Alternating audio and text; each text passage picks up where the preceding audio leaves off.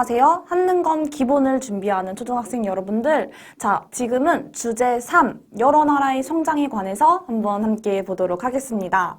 자, 우리가 주제 1과 2에서는 어떤 선사시대에 대한 내용을 배웠고, 최초의 국가인 고조선이 등장한 내용까지 함께 배웠습니다. 자, 고조선의 등장으로 이제는 우리나라에서 굉장히 많은 여러 나라들이 성장하게 되는데요. 대표적으로 어떤 나라들이 성장했는지 함께 보도록 하겠습니다. 먼저 위에서부터 아래로 어떤 나라들이 성장했는지 쭉 볼 건데요. 첫 번째는 부여입니다. 첫 번째로 성장했던 나라는 바로 부여입니다. 이 부여는요, 고조선 다음으로 건국된 나라예요.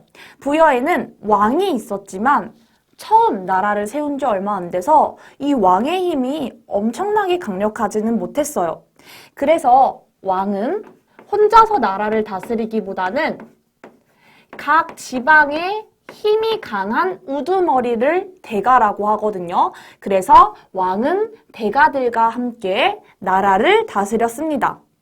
자, 우리가 학교 교실에서도요, 각자 잘하는 역할을 나눠서 우리 반을 함께 운영해 나가는 것처럼요, 왕이 혼자서 하지 못하니까 각 지방의 우두머리인 대가들이 나누어서 부여를 다스렸던 거예요. 자, 그래서 왕은 보통 중앙을 다스리고 대가들은 각자 사출도라는 것을 맡아서 다스렸습니다. 어려운 게 아니라요. 왕은 중앙을 다스리고 사출도라는 건 동서남북 네 가지의 지방을 동서남북 네 가지로 나누어서 대가들이 각각 다스렸다라고 하는 거예요. 그러니까 아직 왕의 힘이 엄청나게 강력하지 않다라고 하는 것을 알 수가 있겠죠.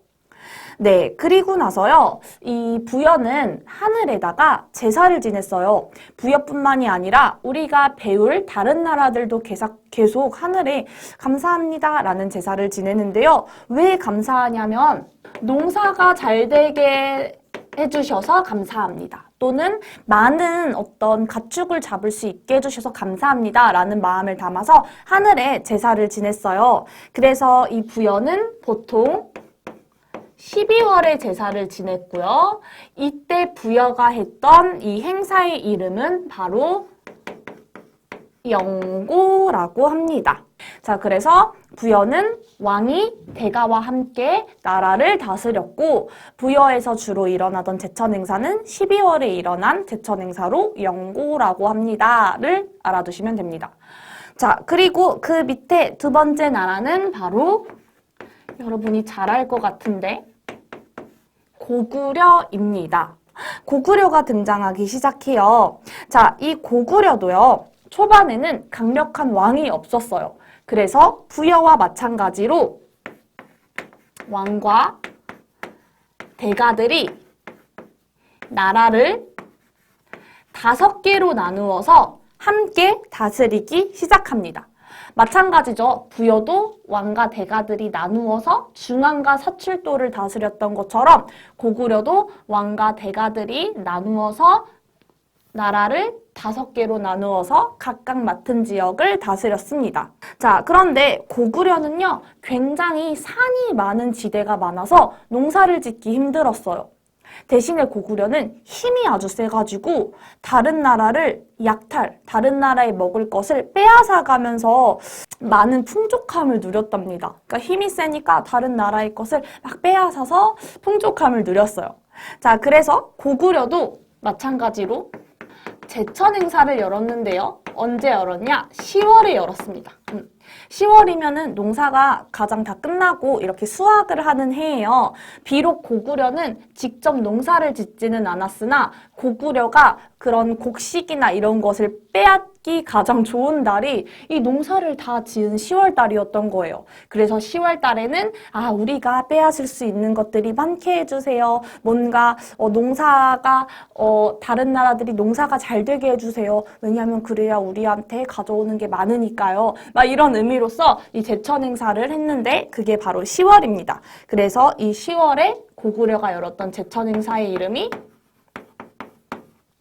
동맹입니다. 네. 자, 그런데 이 고구려에는 또 다른 특징이 있습니다. 바로 서옥제라는 특별한 결혼 제도가 있었다라고 하는 게 특징입니다. 서옥제라고 하는 건 서옥이라는 것은 어떤 집을 의미하거든요. 근데 이게 뭐냐면 남자가 결혼한 여자 집에 갑니다. 그래서 그 결혼한 여자 집의 뒤에 서옥이라는 작은 집을 만들어서 살다가요. 이 남자와 여자가 결혼을 해가지고 아이가 나요. 그래서 이 아이가 많이 성장하면은 이 남자가 이 서옥에서 이제 나와가지고 다시 남자의 집으로 돌아가는 결혼 제도를 의미합니다. 자, 그런데 이 남자가 여자와 결혼해서 그 아이가 자라기 전까지는 이 서옥에서 지냈잖아요. 자, 그런데 이 서옥에서 그냥 놀고 먹고 지낼 수는 없죠. 그러니까 이 서옥에 가서 무엇을 했겠어요? 열심히 일을 해줬겠죠. 즉, 이 고구려에 있던 특별한 결혼 제도인 서옥 제도는 무엇을 중요시했기 때문에 생긴 제도냐면 사람의 노동력을 중시했기 때문에 만들어진 어떤 제도입니다.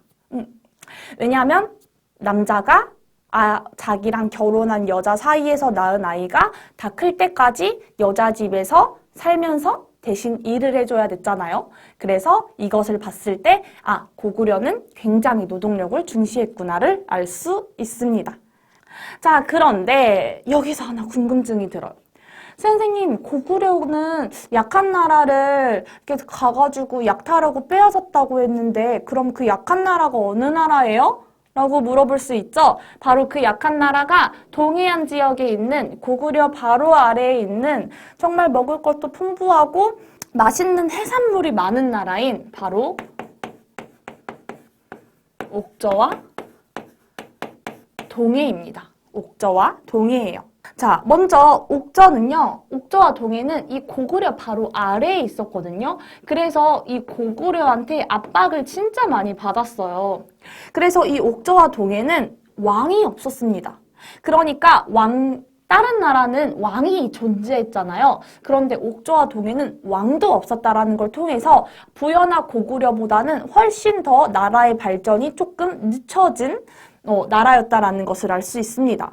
대신 왕 대신에 지배자가 있었는데요. 어떤 지배자가 있었냐면 바로 군장. 나라를 다스리는 군장이 있었습니다. 이 군장의 이름을 읍군, 나라를 다스리는 읍군 또는 삼로라고 불렀습니다. 알겠죠?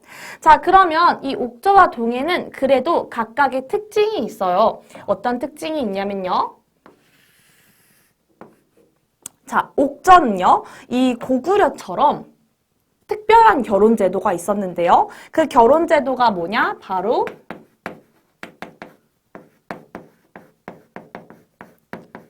민며느리 제도였습니다. 자, 민며느리 제도라고 하는 건 뭐냐면요. 여자가 아주 어렸을 때 혼인을 약속한 남자 집에 들어가서 사는 거예요.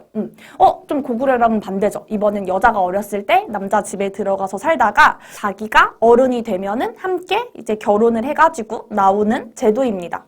자, 이걸 봤을 때 뭔가 이 서옥제와는 조금 차이가 있죠. 왜냐하면 서옥제는 남자가 여자 집에 들어가서 사는 거고 민며느리제는 어린 여자가 남자 집에 들어가서 결혼을 약속한 남자 집에 들어가서 사는 거잖아요. 둘은 약간 다르지만 중요한 건 뭐냐면 왜 이런 결혼 제도가 있었냐? 노동력을 중시했기 때문이에요.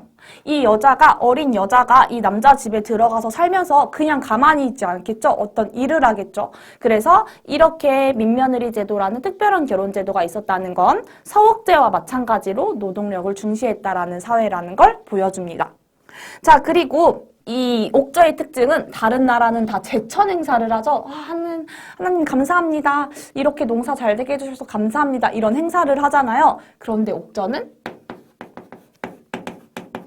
제천 행사를 하지 않아요. 이것도 특징이에요. 왜 하지 않냐? 아마 선생님의 생각이지만 맨날 고구려가 옥저가 뭐만 잘 되면 다 가져가잖아요. 근데 그럼 옥저가 감사하겠어요? 좋겠어요? 여러분들 용돈 받았는데 이 용돈을 받자마자 누군가 뺏어간다면 이 용돈 받는 날이 즐거울까요? 즐겁지 않겠죠? 그래서 아마도 옥저는 제천 행사가 이래서 없지 않았던 걸까? 라는 생각을 해봅니다. 자, 그럼 동해의 특징을 보겠습니다. 자, 반면에 동해는요, 옥저보다 조금 아래에 있고 고구려랑 조금 더 멀어서 고구려한테 덜 이렇게 압박을 당했는지도 모르겠어요. 자, 그래서 동해는 마찬가지로 다른 나라처럼 제천 행사를 열어요. 똑같이 10월에 열고요. 이름은 바로 무천이라는 제천 행사를 엽니다. 자, 그런데 이 동해는 가장 좀 재미있는 특징이 있어요. 바로 책화라는 제도가 있었습니다. 이 책화라고 하는 것은 뭐냐면 이 책이 책임을 지라는 거예요. 어떤 책임을 지라고 하는 거냐면 이 동해는 하나의 나라지만 각자의 부족이 살고 있는 지역이 엄격하게 나누어지고 있었어요. 그런데 만약에 허락 없이 하나의 동해의 나라이지만 각자의 부족이 사는 지역에 내가 허락 없이 마음대로 넘어가면 책임을 져야 했어요. 어떻게 책임을 져야 했냐면 남의 생활 공간을 마음대로 가면 소나 말 이런 것들로 보상해줘야 하는 제도가 바로 책화입니다. 자, 예를 들어서 우리 친구들이 1반인데 아무런 허락 없이 2반에 마음대로 들어가면 2반 친구들에게 연필이나 공책으로 미안해 라는 것을 표현해야 했던 것, 그것이 바로 책화입니다. 어렵지 않죠? 자, 그럼 마지막, 많이 배웠습니다. 그럼 마지막 나라인 삼한을 볼게요. 이 삼한은 연맹의 끝판왕이라고 보셔도 됩니다. 자, 우리 그 남부지방, 우리나라의 남부지방에는 세 가지의 대표적인 나라가 생기는데요. 그게 바로 마한, 진한, 변한입니다. 자, 그런데요, 이 마한, 진한, 변한은요, 여기 남부지방에 작은 나라들이 막 엄청 많이 생기는데, 이 작은 나라들이 혼자 있으면 강한 나라한테 공격당하기 쉽잖아요. 그래서 마음 맞는 친구들끼리 막 이렇게 모여가지고 하나의 어떤 연맹체, 국가를 만들게 됩니다. 똘똘 뭉쳐서 하나의 나라를 만드는데요. 작은 국가들이 힘을 합쳐서 큰 국가를 만드는데 그 대표적인 게 마한, 진한, 변한입니다.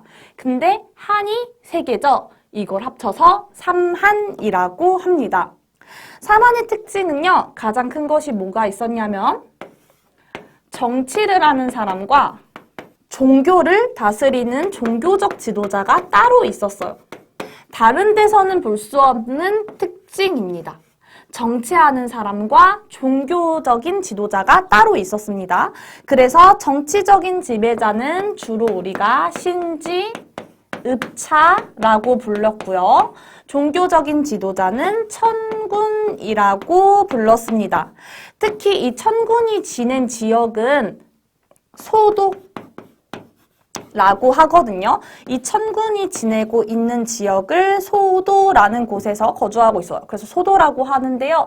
이게 얼마나 둘이 구분되어 있었냐면 여기 아무리 죄를 지은 사람도 이 천군이 있는 소도로 도망가잖아요. 그러면 함부로 이 정치적인 지배자인 신지와 읍차가 그 죄인을 잡을 수 없었어요. 왜냐하면 완전히 분리되어 있고 여기는 너무 신성시하는 곳이라고 여겼기 때문에 범죄자가 일로 도망와도 이 신지, 읍차가 함부로 잡을 수 없었습니다. 그것을 봐도 알 수 있는 것처럼 이 삼한은 정치와 종교적인 지도자를 뚜렷하게 구분해놨다라고 하는 것을 알 수 있겠네요. 자, 그런데 마지막 특징, 이제 여러분들이 이게 하나 궁금해져야 돼요. 선생님, 그럼 이 마한, 진한, 변한 이 삼한은요, 제천 행사를 했나요? 지금까지 제천 행사가 없는 나라는 옥저가 유일하죠. 삼한은 제천 행사가 있었습니다. 그런데 엄청 큰 특징은 심지어 이 제천 행사를 2번이나 했습니다.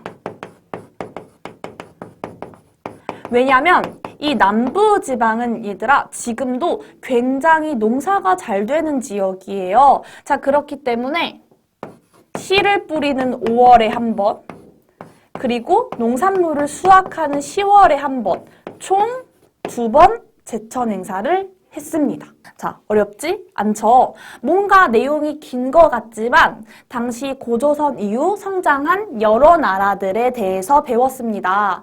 여기서 중요하게 알아둬야 할 포인트는요. 왕이 있는 곳과 왕이 없는 곳을 구분해 보시고요. 그리고 각각의 제천 행사가 열리는지 그 제천 행사의 이름은 무엇인지 그리고 그 나라만이 가지고 있는 특별한 특징인 결혼제도 그리고 어떤 책화라는 새로운 제도에 대해서 알아보시고 이 사만만이 가지고 있는 이 특징들을 정리해 두시면 어렵지 않게 문제를 푸실 수 있을 것 같습니다. 그럼 정리하면서 스토리북에 있는 8쪽과 9쪽에 있는 문제를 한번 풀어보시고요. 그리고 워크북으로 넘어가셔서 워크북으로 이 표를 한번 정리해 보신 다음에 자 그런 다음에 한능검에서는 이 문제가 어떻게 나오는지 확인해 보도록 합시다. 오늘 주제 조금 길었지만 여기까지 정리해 보도록 하겠습니다.